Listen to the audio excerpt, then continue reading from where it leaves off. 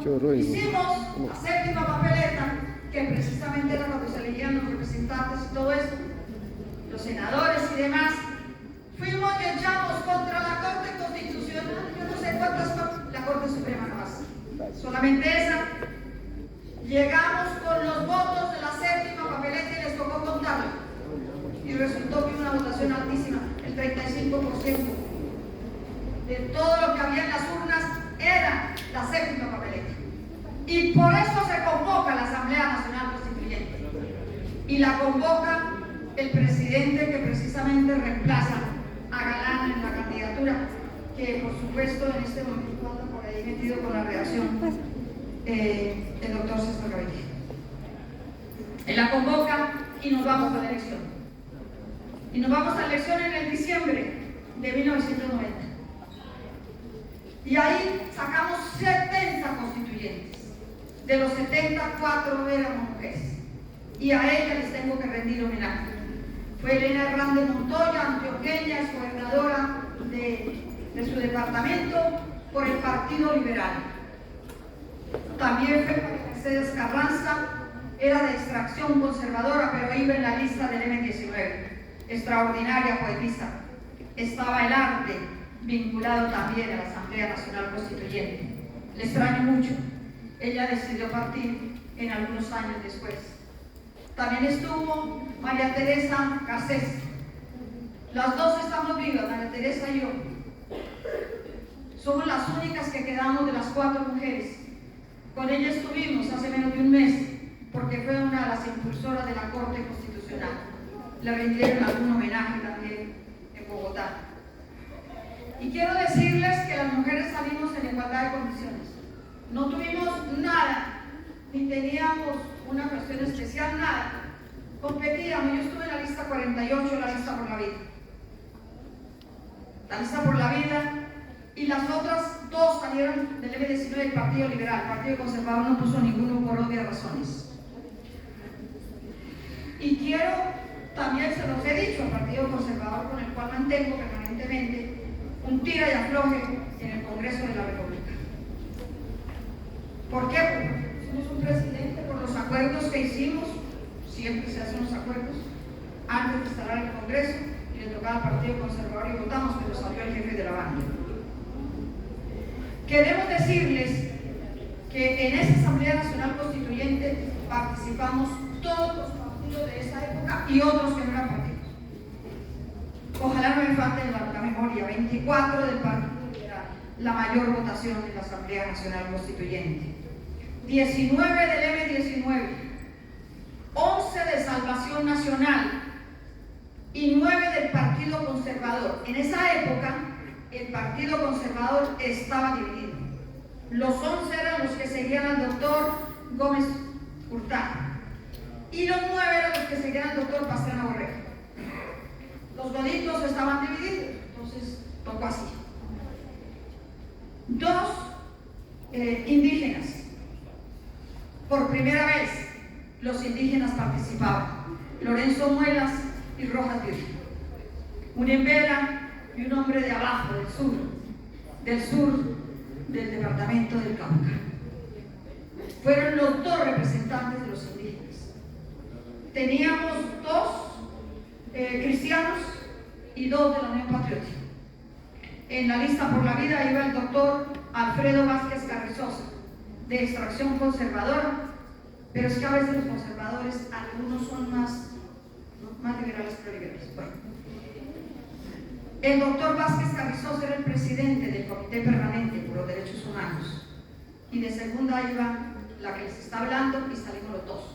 Por primera vez una lista, el 50% y el 50%, un hombre y una mujer. ¿Qué es lo que queremos que suceda hoy en las corporaciones públicas? Que la mitad sean mujeres y la mitad sean hombres.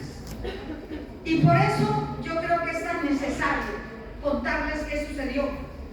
Pues con todos estos partidos nos pusimos de acuerdo para sacar la Constitución Nacional. ¿Cómo se hacía? Pues nos dividimos en 5 comisiones. La comisión primera era la comisión del preámbulo y los derechos. Y ahí estábamos todos los partidos. Unas cavernas como el doctor Emiliano Román, era de Salvación Nacional. Lo primero que primera reunión de la Comisión Primera es que la Carta Fundamental de los Derechos Humanos de la ONU la habían hecho los comunistas para poder luchar. Claro, todos quedamos paralizados, hasta el propio doctor Pastrana Borrero, que ¿qué le pasa? Pues le pasaba algo, que su mente no daba para más. Yo creo que incluso le incomodaba con las mujeres que estábamos ahí, porque además hablábamos, discutíamos, debatíamos, etc. Pero eso fue la realidad. Esa primera frase siempre me conmocionó, todavía la recuerdo como la dijo. Era un hombre muy alto, muy elegante, con las corbatas recién planchadas, etc. Elegantísimo el hombre, pero una caverna en el fondo. Y los mismos conservadores tuvieron que rebatirle después sus tesis. Y tengo que reconocer que el doctor Pastrana Borrero era un hombre con un roce internacional, había salido de este país, creo que había sido embajador, como todos ellos, siempre son embajadores, siempre son gobernantes, siempre son como los de ahora también, ¿no? El doctor Duque pues venía de una familia, etcétera, etcétera, muy elegante. El único que no es tan elegante, que no viene de una familia presidencial, es Gustavo Petro, al cual le trabajé también en la campaña presidencial. ¿Por qué llegamos a estos acuerdos? Porque entre todos hablábamos, y si hay alguna corporación o alguna entidad en la cual he trabajado políticamente, fue en la Asamblea Nacional Constituyente. Allí no había lagartos, nadie daba hojas de vida, etc. Pero fue todo el mundo, hasta las prostitutas tuvieron un día, en la cual aprendimos de ellas. Porque lo que hicimos en esta Constitución, dejando los derechos fundamentales, no fue trabajo de los 70 que estábamos ahí. 4 mujeres en medio de 70 representábamos el 5.5 y ahora representamos un poquito más del 30, Marisa. Casi 30, 29, no sé cuánto, pero han pasado ya casi 34 años de la Constitución. Es decir, el avance de esta Constitución quedó plasmado en algunos artículos que me parecen muy interesantes. El artículo 13. El artículo 13 es el derecho de la igualdad.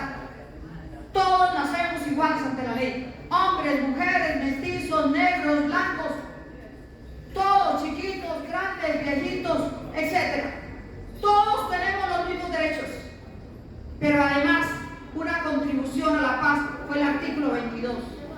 La paz es un derecho y un deber de todos los colombianos. Y ese deber lo tenemos que cumplir todos los días. Todos los días, ¿por qué? Porque nosotros, los que pasamos de 70 años, nacimos en una sociedad en guerra. Y ustedes seguramente nacieron en la sociedad en guerra. Así se hubiesen hecho los acuerdos de paz con las FARC, que me parecieron de las cosas más interesantes. Muy interesantes, por cierto. Ese acuerdo y ese inicio de las conversaciones con los compañeros de las FARC fueron, en última, el motivo de que muchos regresamos. Cuando en el 2013 nos dan otra vez la personería jurídica, porque esta es una tragedia que ha sucedido en Colombia. En medio de una democracia asesinan a un partido político porque no estaba con las mismas ideas de la institucionalidad. Porque éramos de izquierda, nos mataban, nos perseguían. Fue una cacería humana lo que hicieron en este país. Y por eso el Estado tiene que pagar todo lo que hicieron a un partido, pero no en plata. Tienen que pagar delante de la sociedad. Y este puede ser un acto también de reparación en últimas para las víctimas y los sobrevivientes de la Unión Patriótica. Por eso les agradecemos enormemente que vengan aquí por lo menos a escucharnos a algunos y algunas que sobrevivimos. A mí me dispararon con un roque en 1996.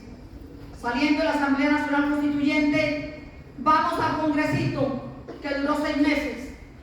La Constituyente se acaba el 4 de julio de 1991 y del 4 de julio a diciembre funciona la Asamblea Constituyente, no, sino una Asamblea Legislativa, que la llamaron el Congresito, y ahí aprobamos el presupuesto, hicimos la reglamentación de la tutela, etc.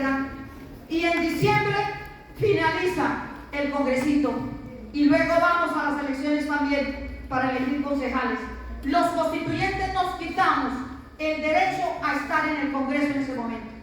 Algunos consideran que fue un error, porque hubiésemos podido también legislar sobre lo que habíamos hecho en la Asamblea, pero pensamos que era una indelicadeza de parte nuestra estar en la Asamblea y luego saltar al Congreso.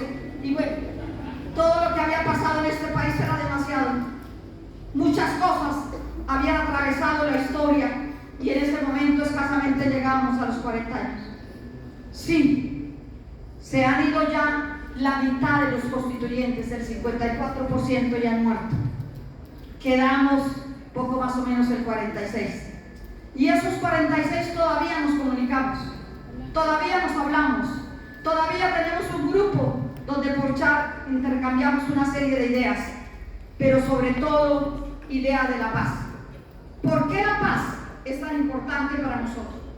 La paz es tan importante para las víctimas porque queremos que nadie sufra lo que nosotros sufrimos. Enterrar en Villavicencio 5 mujeres y 3 hombres de la masacre de Cañocibao, dejando sus hijos pequeños de 2, 5, 7 y 9 años, era muy difícil y ahí moría la exalcaldesa precisamente del Castillo. Una mujer joven que ahora sus hijas son tan jóvenes como cuando murió ella, todas profesionales, gracias a un apoyo de Amnistía Internacional que se encargó de una familia para sacarlas adelante. Hoy son maravillosas profesionales, extraordinarias estudiantes que nos llenan de orgullo también, porque los hijos de nuestras víctimas son nuestros hijos, los sentimos como si fueran nuestros, y por eso es tan importante. Por aquí hay algunos de nuestros compañeros que son hijos de los compañeros que se llevaron, y aquí tengo que recordar a Bernardo. Sí, Bernardo fue un hombre maravilloso. Sí, Bernardo sale a una elección y bueno, siempre me quiero acordar del hombre fogoso, uno de los mejores oradores del Congreso, pero también un hombre que llegaba a las multitudes. Yo creo que si a Bernardo no nos lo asesinan, por lo menos había sido el segundo en esa elección presidencial, pero lo asesinaron porque veían una proyección inmensa de un hombre caldense, de un hombre que nació en esta ciudad y que le entregó la vida por los más pobres. Por eso quiero hoy rendirle un homenaje también muy especial, no solamente a él, sino a todos los que murieron en este departamento, y me acuerdo de Rubén Castaño. Él era el presidente de la Federación de Trabajadores de Caldas y lo mataron de la manera más infame. Lo mataron porque era un hombre también que estaba con los más débiles, con los más pobres, con los necesitados, con los trabajadores. Y así podemos recorrer este país a lo largo y ancho. Por eso quisiera decirles que en esta Asamblea Nacional Constituyente nos pudimos poner de acuerdo, todos los partidos que les he mencionado, porque ahora no nos podemos poner de acuerdo. Por primera vez vuelvo a sentir en el Congreso que estamos todos. Están los indígenas, están los cristianos, están también los conservadores, bueno, los conservadores muy raros, porque había conservadores con palabra. Estos no tienen palabra. Y lo decimos porque nos han hecho muchas cosas en el Congreso, como no cumplir los acuerdos, como hacer una serie de cosas contra la gente. Y en últimas también, yo pienso que la presencia campesina, también hubo campesinos. Me acuerdo de Chalita, en la Constitución, que reemplazó precisamente a un dirigente del fútbol, que salió elegido, pero que después dijo, no, yo para esto no nací, mejor me voy al fútbol, y se devolvió y entró campesino. Pero ahora tenemos campesinos en la Asamblea Nacional, campesinas además, son mujeres. Y queremos decirles, podríamos hacer las reformas, pero hay algo que impera en este país, es el desconocimiento de la voluntad popular. Es creer que los que siempre han tenido privilegios, que prácticamente quedaron aquí abolidos, pero que muchas veces esta Constitución es para las bibliotecas, para los anaqueles y para los estudiosos de derecho constitucional. El año pasado me invitaron a los 33 años a hablar de las mujeres. 5 minutos para hablar de las mujeres. Necesitaría más de un día para hablar de ellas. Pero le voy a dedicar un minuto. 123 leyes aprobadas para mujeres, 128 en trámite en un país donde hay más de 1 millón de leyes activas y nadie puede manejar un país con 1 millón de leyes. Les propongo cada vez que estoy en las universidades, y a propósito, profesor, si hay estudiantes de Derecho, a ver si nos ayudan con algunas tesis sobre el derecho penal, sobre el administrativo, sobre el comercial, etcétera, para mirar cómo reducimos las leyes y cómo un país puede tener 30 o 40 leyes en los países muy organizados, para ver si aquí lo hacemos. Porque esto es una enorme dificultad, no solamente para el Poder Judicial, para los ciudadanos corrientes.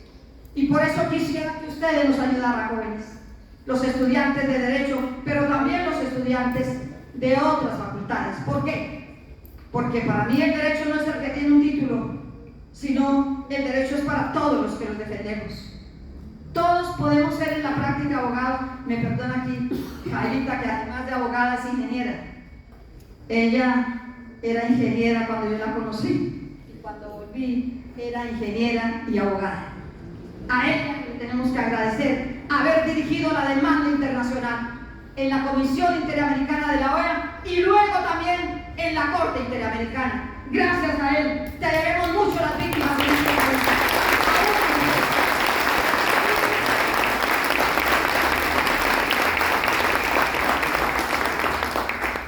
Recordábamos antier que nos reunimos con el presidente de la Unión Interparlamentaria. Esa Unión Interparlamentaria es un apéndice, digámoslo así, de la ONU. Nos visitó su presidente por primera vez en la historia de Colombia, Martin Moon, además un africano. Por primera vez venía al continente americano. Y le decíamos toda la serie de cosas que nos ha pasado, pero una en especial. La justicia en Colombia fue muy difícil que actuara. Algunos querían actuar, también los mataron, también los asesinaban, también los amenazaban y también los desterraron. Y otros miraron para otro lado porque no era fácil meterse en un proceso donde estaba la élite política de este país. Y esa élite política que todavía sigue gobernando en algunos departamentos. Espero que en Caldas no. Pero por supuesto, nosotros hemos sabido que hay algunas cuestiones muy delicadas en este departamento. Me tocó a mí en la Comisión Cuarta Mario Castaño. También tuvimos que soportar en las comisiones económicas a mucha de la gente que está en este momento investigada, pero no investigada por saltarse una ley o cosas por el estilo, sino porque recibieron mucha plata. Cada cual se inventó su método para robar. Pero en últimas, nosotros tenemos muchas esperanzas en la juventud, en ustedes, en los que no son para mañana y los que son para hoy, en estos jóvenes que antier llenaban también las calles y las ciudades de todo este país pidiendo una reforma laboral para que ustedes puedan tener cesantías, puedan tener pensión de jubilación y puedan tener un trabajo digno, no los de Colchester que les dan trabajo por 2 días y los despiden por 8. Esto no puede seguir pasando en Colombia y por eso no admiten los de la élite que están, y unos que no son de la élite pero que le ganan los ladrillos estaban en la Comisión Séptima. Por supuesto que estuvimos allí, y otra vez el Partido Conservador, la doctora Nadia Abled nos negó la posibilidad de que habláramos, porque claro, no conoce la historia, no le enseñaron historia, porque fue en la época en que suprimieron la enseñanza de la historia en los colegios, en las universidades, y esto que estamos haciendo hoy es una partecita, una pinceladita pequeñita de lo que ha sido la historia de los últimos 35, 36, 37 años. Por eso les queremos agradecer inmensamente. No hablo más, bueno, tiendo a hablar mucho cuando estoy en esto de la Asamblea Nacional Constituyente, porque me emociona tremendamente. Pero después de la Asamblea empezó lo duro para la Unión Patriótica. Sus páginas están llenas, si ustedes miran las gacetas, de lo que fue la Asamblea Nacional Constituyente, no hay un día en que no haya una denuncia de la Unión Patriótica de los asesinatos que se estaban cometiendo. El primero de la compañera Camacho, que era nuestra concejal en Prado, Tolima, entraron y la mataron a puñal, y en ellos a una nieta de 9 años. Esa fue la primera denuncia que hice en la Asamblea Nacional Constituyente. Pero también les queremos decir, los queremos animar, este país cambia porque cambia, como lo dijo una joven en Boyacá. Si ustedes, los de esta generación, por alguna razón no alcanzan a cambiar este país, nosotros los jóvenes tomaremos las banderas y haremos que este país cambie porque cambie. Y entonces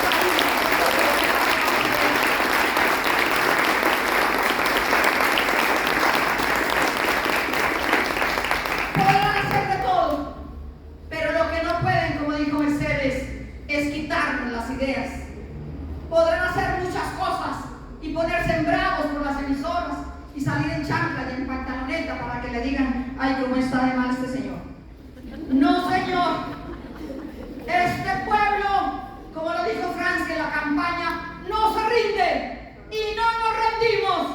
Ni los jóvenes, ni los no tan jóvenes, ni los viejos tampoco. No nos vamos a rendir. Hasta el último suspiro estaremos batallando porque Colombia cambie y ustedes tengan una vida digna. Muchísimas gracias.